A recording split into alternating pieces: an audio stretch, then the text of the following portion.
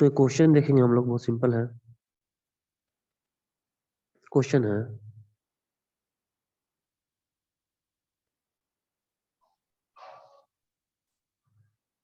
What is work done, what is work done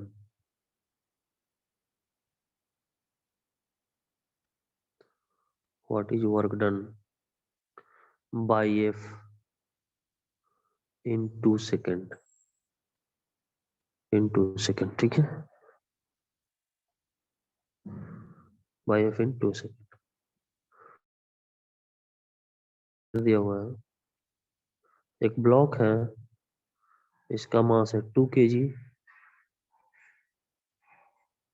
sorry 10 kg, 10 kg, और इस पर force apply कर रहे हैं F इक्वल टू 10T, ठीक है ना।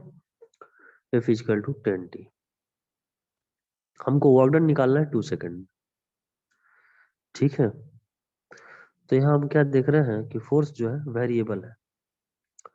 फोर्स क्या है? वेरिएबल है,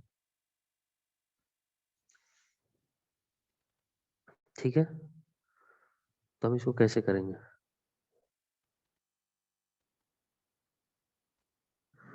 बहुत सिंपल है, देखो।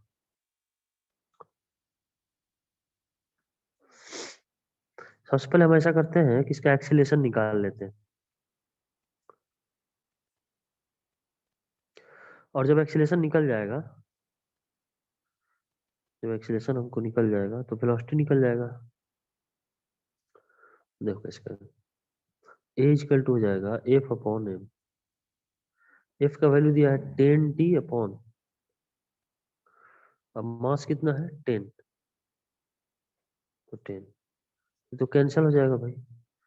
तो ए का वैल्यू आ गया टी, ए का वैल्यू आ गया टी। हम लोग लिख सकते हैं इसको, ए ए को लिख सकते हैं डीवी अपॉन डी टी। क्या लिख सकते हैं? D v upon d t. तब यहाँ लिखेंगे equal to t, d v equal to t into d t, क्या आ जाएगा। तब यहाँ से भी निकाल सकते हैं भाई, है ना, डीवी टी डी टी, तो हो जाएगा v equal to t square upon 2। तो v का वैल्यू हमको पता हो गया t square by 2। We know that, यहाँ लिखेंगे we know that work done जो होगा डी डब्ल्यू equal to f into d x. F का वैल्यू यहाँ दिया हुआ है 10T, डी एक्स हमको निकालना होगा, तो 10T। अब डी एक्स कैसे निकालेंगे? इंटू डी एक्स, ठीक है। कैसे निकालेंगे देखो, नेक्स्ट में हम इसको चाहो तो स्क्रीनशॉट ले लो एक बार, है ना, फिर हम लोग आगे बात करते हैं।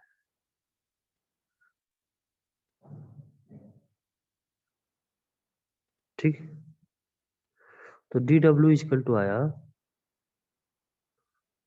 10T इंटू,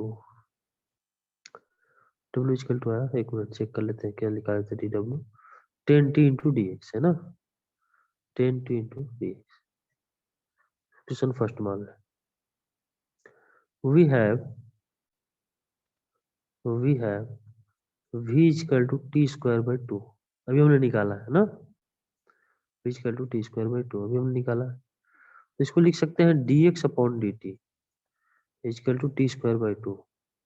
तो डी एक्स का वैल्यू आएगा t square by 2 into d t, आ जाएगा। डी एक्स का वैल्यू आ जाएगा t square by 2 into d t. अब फर्स्ट इक्वेशन रख देते हैं, तो फ्रॉम फर्स्ट इक्वेशन क्या आ जाएगा, डी डब्ल्यू इक्वल टू 10T, और डी एक्स का वैल्यू आया टी स्क्वायर बाई 2,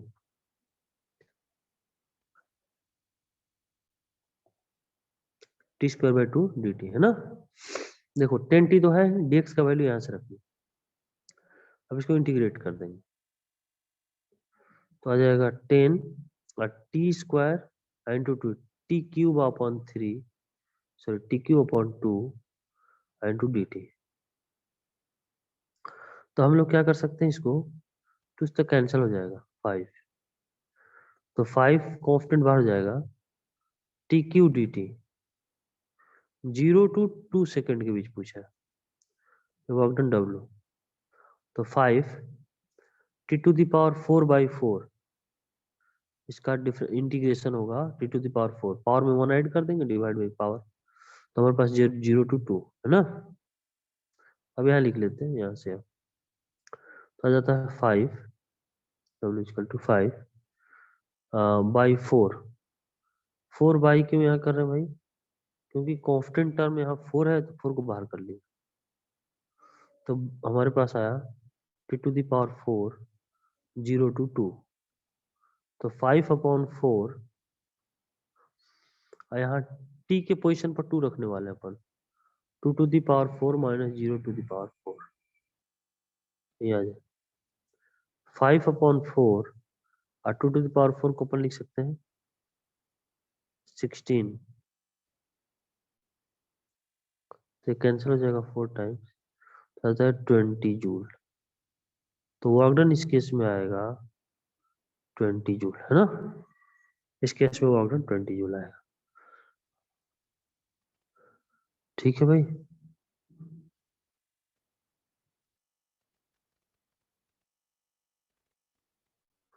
हमें उम्मीद है समझ में आया होगा। यहाँ हमने एक्सीलरेशन निकाल लिया, एक्सीलरेशन को डीवी अपॉन dt निकाल लेते हैं, जानते हैं हम लोग, तो v निकाल लिया, work done f into d x, d x यहाँ से निकाल लेंगे,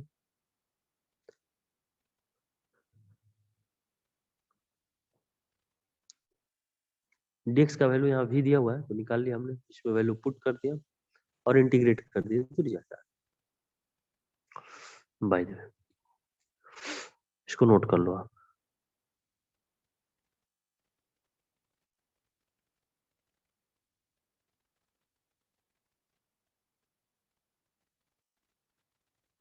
नेक्स्ट हम लोग बात करेंगे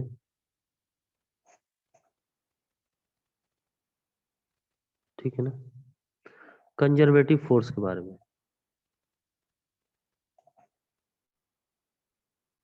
conservative force,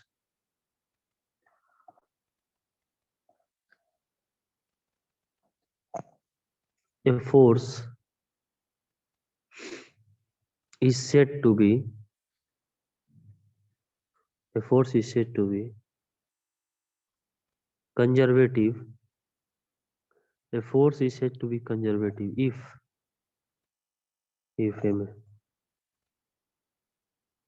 work done work done by the force is, work done by the force is independent of path in, यहाँ लिख लेते हैं,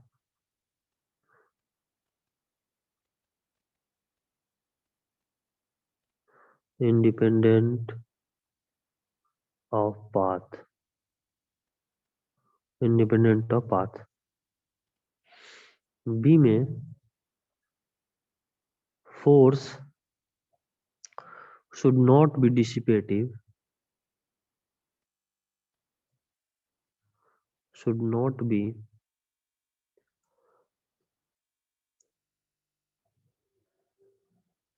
dissipative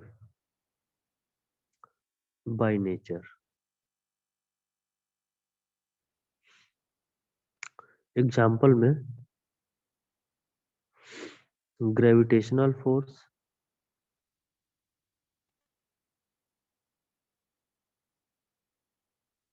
ठीक है ना, इलेक्ट्रोस्टैटिक फोर्स,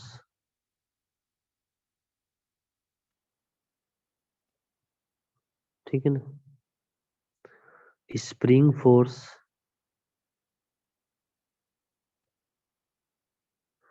ठीक है ना, मॉलिकुलर फोर्स,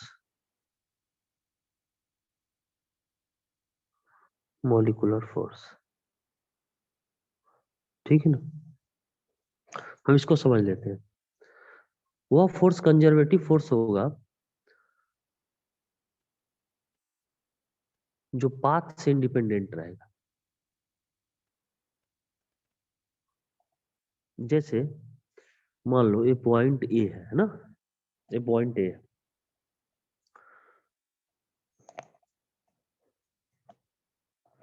और ये पॉइंट बी है, ये पॉइंट बी है। अब जो है यहाँ से यहाँ जाने का एक रास्ता तो ये हो सकता है, एक पाथ ही हो सकता है, दूसरा ऐसे हो सकता है, ठीक है ना, तीसरा कुछ ऐसे घूम के, थर्ड वाला कुछ ऐसे, ठीक है, ऐसे हो सकता है। मतलब ए से बी पर हमको पहुंचना है तो हम थ्री पाथ का यूज कर सकते हैं। फर्स्ट हमने दिखाया ये पाथ हो सकता है, सेकेंड ये पाथ हो सकता है, थर्ड ये पाथ हो सकता है, ठीक है ना। अब क्या होगा, हमने लिखवाया work done by the force is independent of path, path से इंडिपेंडेंट हो,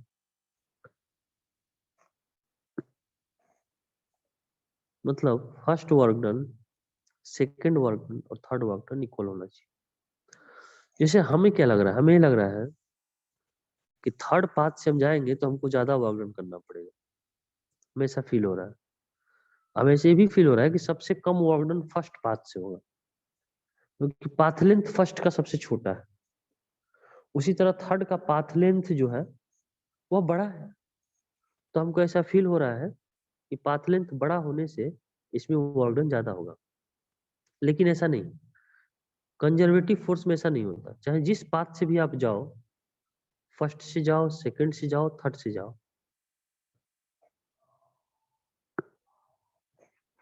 सभी के लिए वर्क डन सेम होगा, सभी के लिए वर्क डन सेम होगा। वर्क डन सेम होने का मतलब क्या हुआ कि पाथ से इंडिपेंडेंट होगा, पाथ से इंडिपेंडेंट, यानी वर्क डन फर्स्ट का, वर्क डन सेकंड का, वर्क डन थर्ड का इक्वल होगा। तो इसको बोलेंगे हम लोग कंजर्वेटिव फोर्स, क्या बोलेंगे, कंजर्वेटिव फोर्स, ठीक है। बी पार्ट में कह रहा है force should not be dissipative by nature. Dissipative force का मतलब ये हुआ कि जैसे कुछ ना कुछ एनर्जी लॉसेज हो, जैसे फ्रिक्शन फोर्स को देख लो, फ्रिक्शन फोर्स जहां लगेगा तो वहां क्या होगा, वहां डिसिपेटिव होगा, मतलब कुछ एनर्जी डिसिपेटिव नेचर का होता है, कुछ एनर्जी लॉसेज होता है हीट के रूप में, हीट के रूप में एनर्जी लॉस। तो यहाँ क्या होता है, डिसिपेटिव बाय नेचर नहीं होता, मतलब कोई एनर्जी लॉस नहीं होती,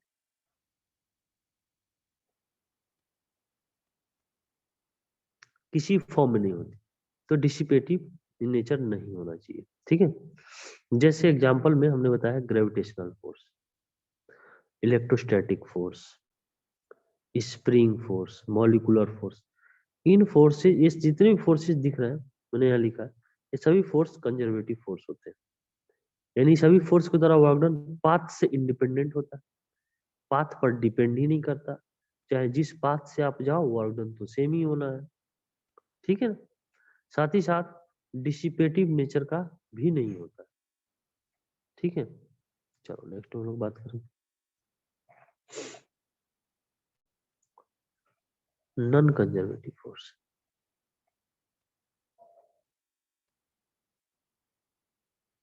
non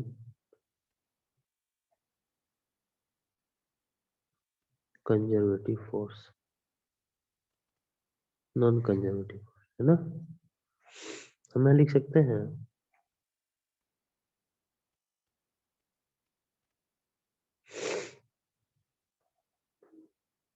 first point, the work done by force, it depends on path, depends on path, depends on path, is called non-conservative force, non-conservative force है ना। साथ ही साथ, साथ ही साथ it is dissipative by nature,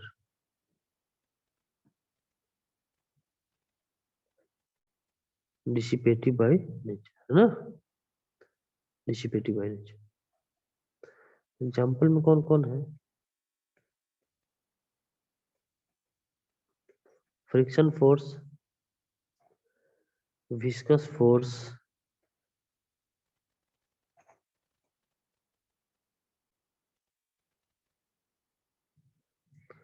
ठीक है, और रेसिस्टिव फोर्स।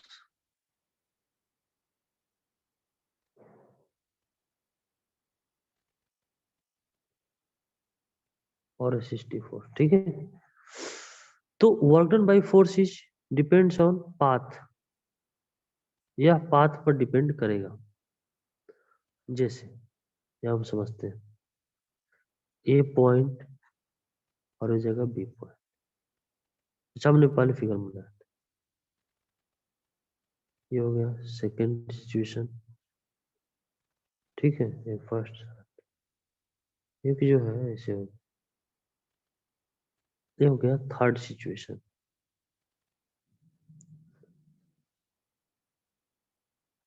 थर्ड सिचुएशन है ना। अगर हमसे पूछा जाए कि बताओ एक पार्टिकल ए से बी पर जा रहा है नॉन कंजर्वेटिव फोर्स से, ठीक है, तो वर्क डन क्या तीनों का सेम होगा या डिफरेंट होगा?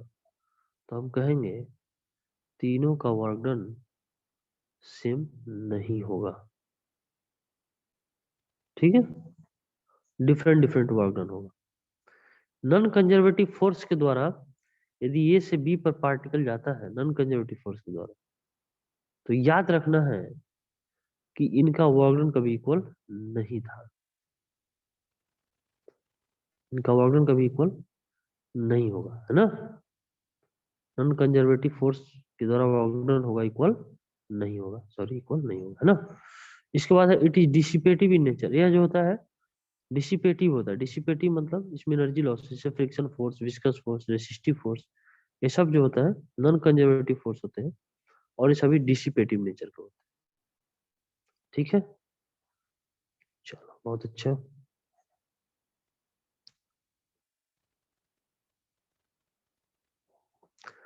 नेक्स्ट हम लोग बात करेंगे method to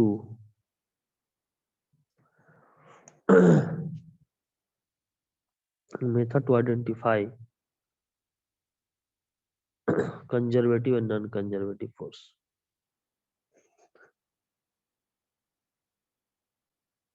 method to identify,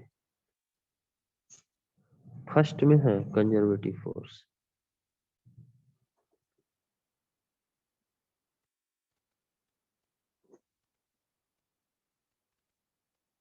conservative force है ना।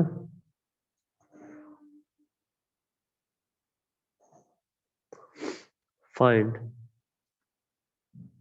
Work done, work done by force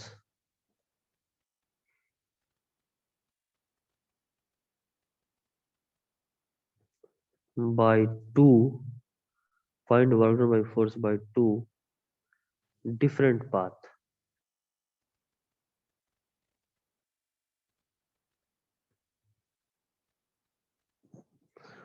by 2 different path ना।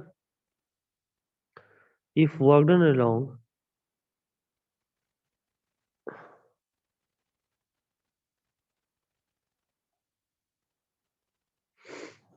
जैसे हम लोग find work done to conservative path, if work done along these two path, along these two path, along these two path are equal,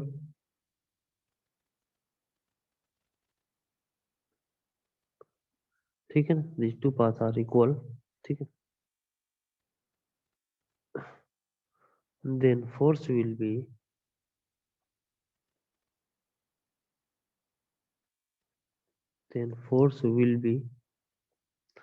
conservative,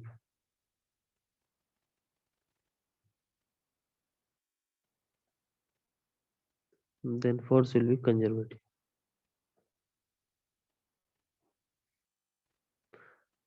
else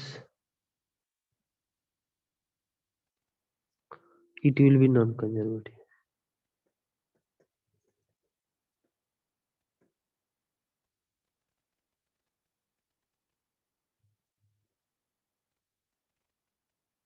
एक minute यहाँ लिख लेते हैं भाई, नॉन कंजर्वेटिव ना। यानी अगर दो डिफरेंट पाथ के लिए हम लोग वर्क डन निकालेंगे, यदि वर्क डन सेम आ जाता है, जैसे मान लो यहाँ समझ ए से बी, मतलब हमको ए से बी जाना, यदि ऐसे गए, ठीक है। दूसरा पाथ हम कुछ इस तरह से ट्रेवल करके ए से बी, ये फर्स्ट पाथ है, ये सेकेंड पाथ, ठीक है ना, फर्स्ट पाथ सेकेंड पाथ, ठीक है। और ये दोनों पाथ के लिए जो वर्क डन इक्वल आ जाए, यानी फर्स्ट पाथ का वर्क डन सेकेंड पाथ के वर्क डन के इक्वल आ जाए, तो क्या कहलाएगा, कंजर्वेटिव। और नहीं तो नॉन कंजर्वेटिव, यदि इक्वल नहीं आया तो नॉन कंजर्वेटिव है। वर्क डन यदि सेम आ जाए दोनों पाथ के लिए, मान लो 20 जूल इसका आ गया और इसका भी 20 जूल आ गया, तो क्या कहेंगे, कहेंगे कंजर्वेटिव। अदरवाइज क्या हो जाएगा, नॉन कंजर्वेटिव। तो वर्क डन पहले निकालो इसके लिए, फिर दूसरे के लिए, फिर देखो अगर दोनों का सही इक्वल आ गया तो कंजर्वेटिव, इक्वल नहीं आया तो नॉन कंजर्वेटिव, ठीक है। चलो नेक्स्ट हम लोग बात करेंगे।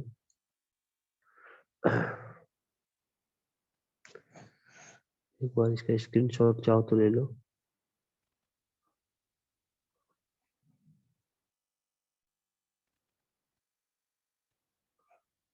चलो देखते हैं, दूसरा मेथड है, इसी मेथड में फाइंड कर्ल, फाइंड कर्ल ना।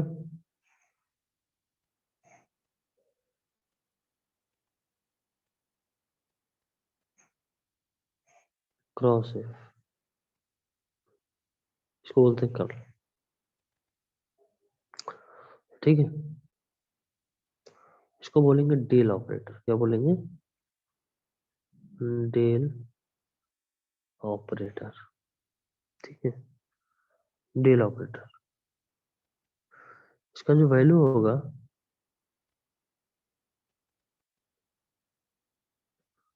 डेल ऑपरेटर का del upon del x into i, del upon del y into j, del upon del z into k ना, ये आ गया डेल ऑपरेटर का वैल्यू। हम लोग समझते हैं इसको करना क्या, डेल अपॉन डेल एक्स को लिखेंगे partial derivative,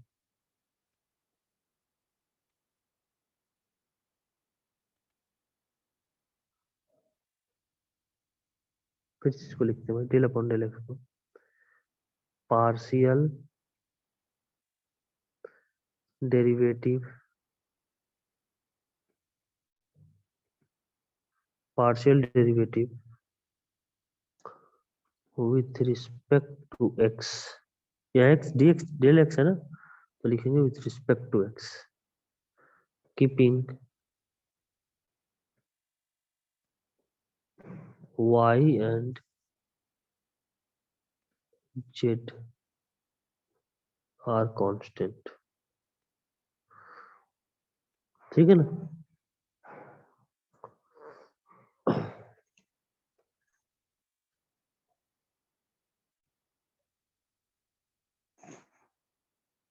partial derivative with respect to, सही है।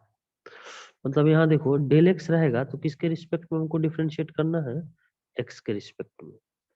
उसी तरह से डेल अपॉन डेल वाई हो partial derivative of derivative with respect to Y,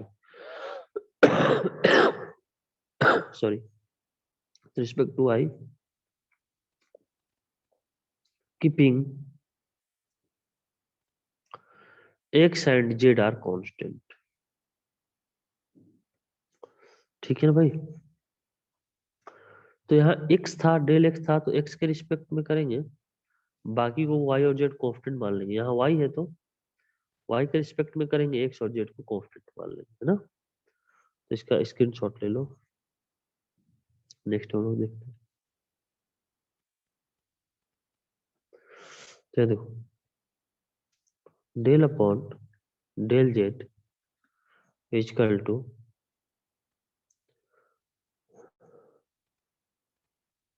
derivative derivative से पार्शियली कर लेते हैं, पार्शियल डेरिवेटिव और partial derivative with respect to z, keeping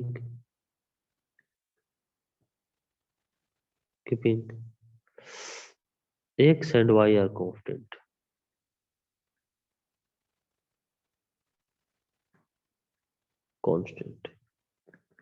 keeping x and y are constant। ठीक है ना।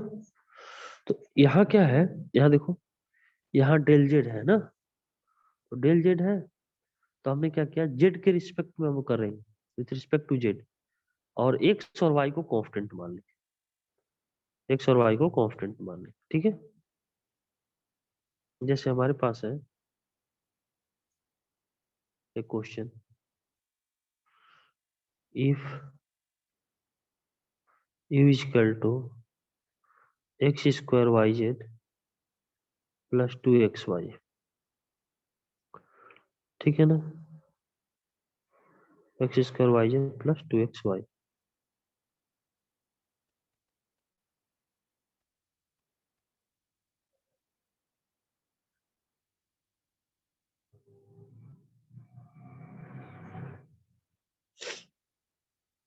फाइंड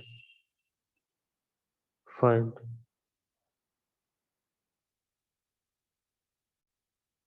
ये हमको निकालना। ठीक है, इसका स्क्रीनशॉट ले लो, फिर आगे की बात।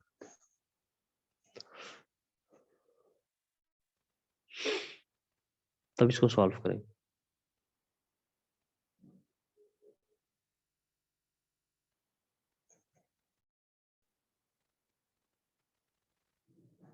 चलो देखो, तो हम यहाँ कैसे लिखेंगे, पहले हम देख लेते हैं यू का वैल्यू दिया क्या है। यू का वैल्यू दिया है एक्स स्क्वायर वाई जेड,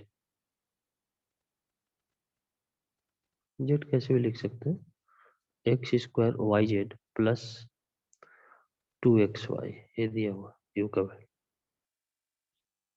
तो यू लिखना होगा, क्या लिखेंगे, del upon del x u into i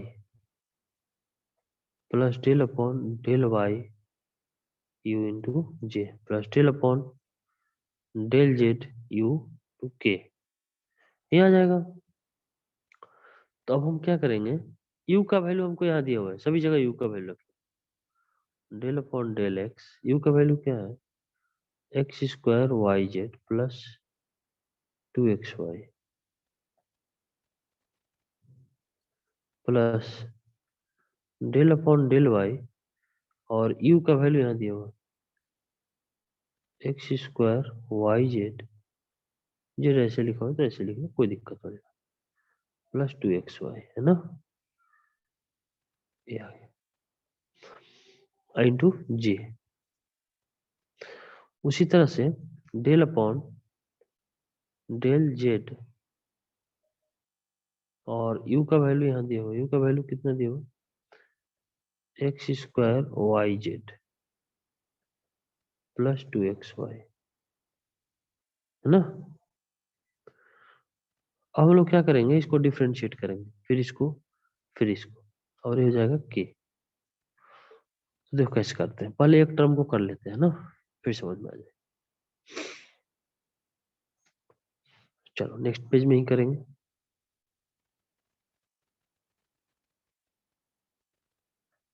del upon del x x square y z plus 2xy। इसको अपन सेपरेट कर लेंगे। Del upon del x x square y z plus 2xy। ठीक है ना, तो हो गया वाई जेड और डेल अपॉन डेल एक्स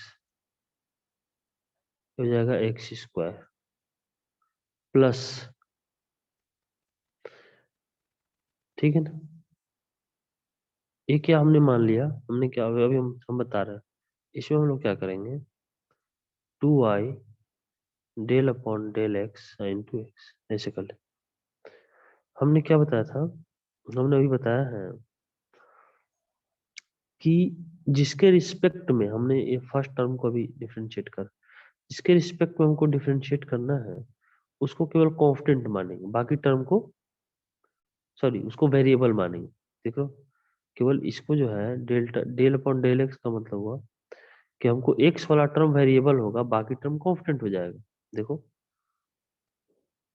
दिखा रहा है,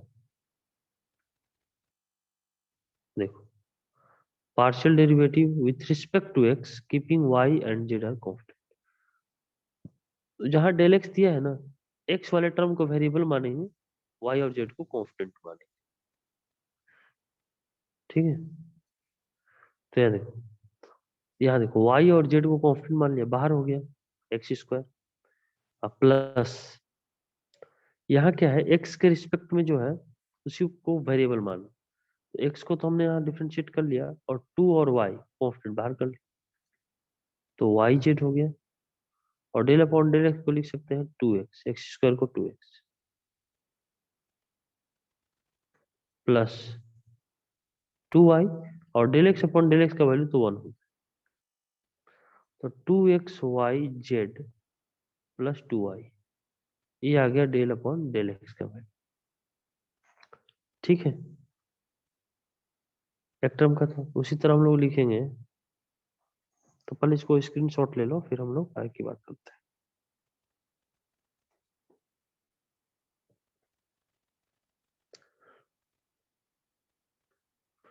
डेल अपॉन डेल वाई ना, और ये है x square y z plus 2xy, है ना। अब यहाँ देखो, यहाँ किसके रिस्पेक्ट में डिफरेंशिएट करना, वाई के रिस्पेक्ट में, तो वाई के रिस्पेक्ट में डिफरेंशिएट करेंगे तो बाकी टर्म कांस्टेंट हो जाएगा, तो x square z del upon del y, और एक्स स्क्वायर जेड बाहर होगा, डेल अपॉन डेल वाई, और वाई यहाँ है तो वाई रख लेंगे, प्लस यहाँ देखो 2x कांस्टेंट बाहर हो गया, डेल वाई अपॉन डेल, समझ में, एक्स स्क्वायर जेड कांस्टेंट बाहर हो गया, और y का value del y upon del y plus 2x,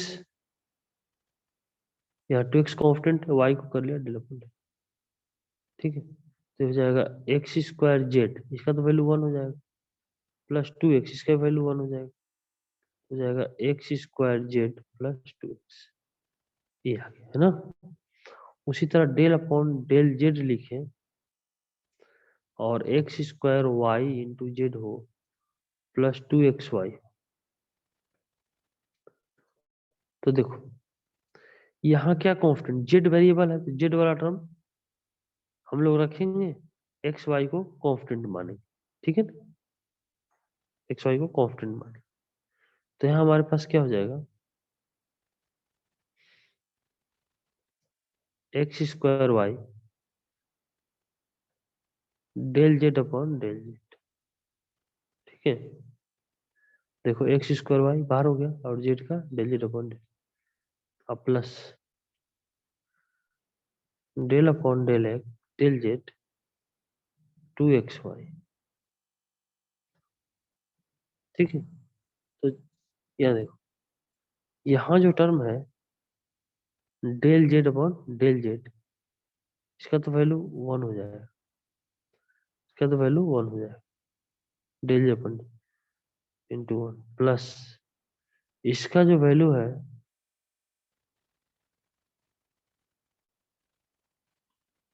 ठीक है, और ये टर्म तो हो जाएगा 0। क्यों?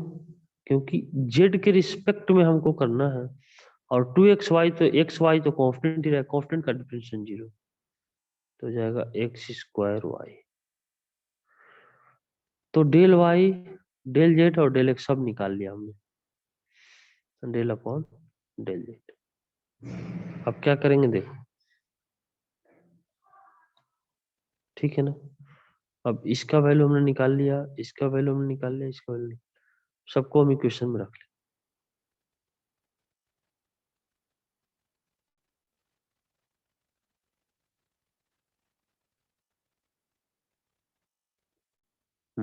ये आ गया, तो हम यहाँ रखेंगे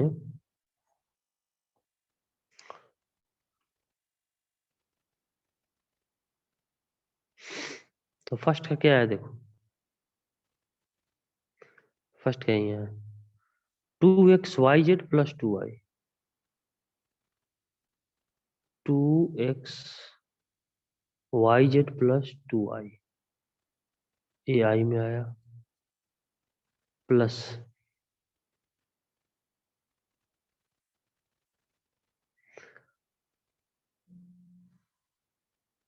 जेड में देख लेते हैं, x² z plus 2x, x² z plus 2x, ये हो जाएगा जी, अब प्लस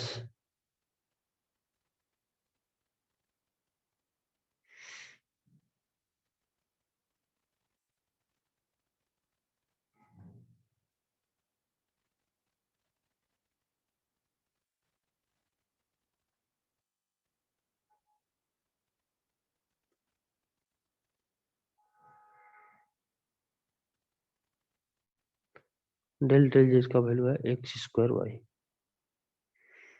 क्या हो जाएगा x² y जी, है ना। तो ये आ जाएगा, यही आंसर होगा इसका, ठीक है, इसको नोट कर लो। हमें उम्मीद है समझ में आई होगी, है ना। सर एक बार और समझा दीजिए। इसी वाले को, सर क्वेश्चन जहाँ से स्टार्टिंग से।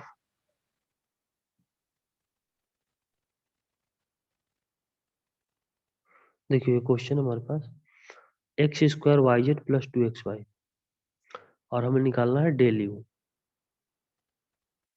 तो डेल यू हमने निकाल लिया, तो ये फार्मूला हमारे पास होता है del u upon del x i, del u upon del y j, del u upon del z के।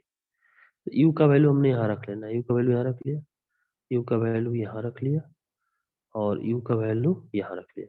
अब इस टर्म को हम लोग, इस टर्म को सेपरेट डिफरेंशिएट कर रहे हैं ना, यहाँ किया सेपरेट, तो इसको हमने क्या किया, इसको मल्टीप्लाई कर दिया, इसको इसके साथ, इसको इसके साथ, तो मल्टीप्लाई करके सेपरेट कर ली। मल्टीप्लाई जब करेंगे तो ये जो है ना देखो, एक्स के रिस्पेक्ट में हम लोग काम कर रहे हैं, मतलब एक्स के रिस्पेक्ट में हमको डिफरेंशिएट करना है, तो बाकी टर्म कांस्टेंट हो जाएगा, तो वाई और जेड कांस्टेंट बाहर हो गया, x² हो गया।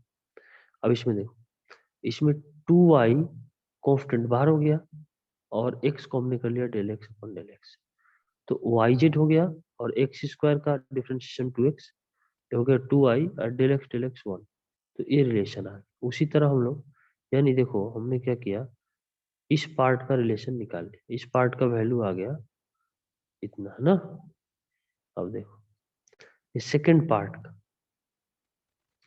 सेकंड पार्ट का यहाँ की है, ठीक, वाई के रिस्पेक्ट में x² z कांस्टेंट बाहर हो गया, और y क्या हो गया del y upon del, plus यहाँ है तो प्लस, अब इसके बाद और 2x कांस्टेंट बाहर हो गया, y del y upon del, तो इसका वैल्यू 1, इसका वैल्यू 1, तो 1, ठीक है ना, x² z इंटू 1, इसका value 1, plus 2x into 1, x² z plus 2x, ये वैल्यू 1। उसी तरह third part del upon del z, x² yz plus 2xy, तो जो कांस्टेंट टर्म है उसको बाहर कर लिया, x² y कांस्टेंट टर्म है बाहर कर लिया, del z upon del z, इसका वैल्यू होता है 1, तो ये आ गया। और ये जो एक्स वाई है, ये तो एक्स वाई तो कांस्टेंट टर्म है, कांस्टेंट टर्म का डिफरेंशिएशन 0, ठीक है, तो 0 हो गया। तो एक्स क्यों कांस्टेंट है, क्योंकि जेड रहता तब वेरिएबल होता, यहाँ जेड तो है ही नहीं, सभी कांस्टेंट हो गए, कांस्टेंट का डिफरेंशिएशन 0। अब ये तीनों निकल गया, तो हम इक्वेशन में रखते हैं। यहाँ जो है हमने del u upon del x का वैल्यू निकाला, del u upon del y का, और डेल यू अपॉन डेल, ठीक है, तीनों रख दिए, तो ये रिजल्ट है, ठीक है। Yes sir. Very good. तो बाकी चीजें हम लोग नेक्स्ट क्लास में करेंगे, ठीक है ना, एक या दो क्लास और लगेगा, कंप्लीट हो जाएगा।